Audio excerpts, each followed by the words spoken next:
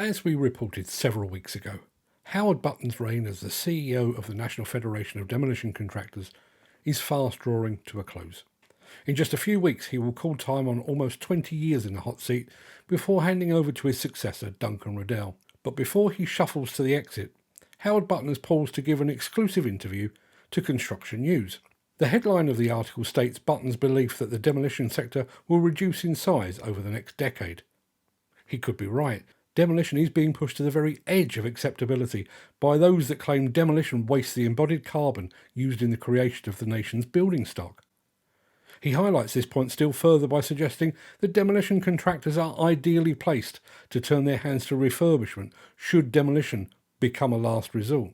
But in an article that appears to have been written upside down because the real news is at the bottom, Howard Button also makes a couple of comments on the recent CMA investigation that saw 10 of his members fined almost £60 million for bid rigging, price fixing and collusion.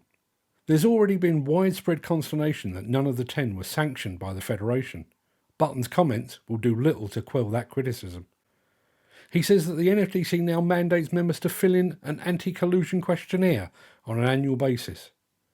Does anyone really expect an NFDC member company to confess all in an anti-collusion questionnaire?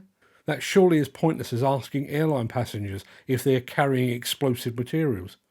Oh sure, I'm an international terrorist with a bomb strapped to my body, but your cunning questions have foiled my plans. When pushed on the appropriate punishment for any members who do sign the anti-collusion questionnaire, but are subsequently caught bid rigging or illegally colluding in some way, he said that would be dealt with on an individual basis by the NFDC's Board of Directors.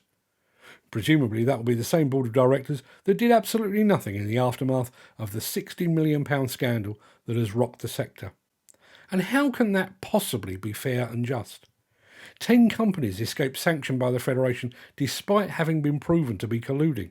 But now there's a questionnaire. Future offenders may face some kind of unspecific punishment. For me, however, this was the kicker of the article. Speaking about the anti-collusion questionnaire and its impact upon members, Howard Button says, "We don't go and make sure they, the members, pay their tax, and we don't go and make sure they fill in their forms properly." He goes on to say we can't control what our members do outside of health and safety. That article was published on the 19th of April, 2 days after a civil court awarded £1 million in damages to the family of a man killed on a site operated by an NFDC member company. And it was published 1 day before another NFDC member reported a fatal accident on one of its sites. We can't control what our members do outside of health and safety.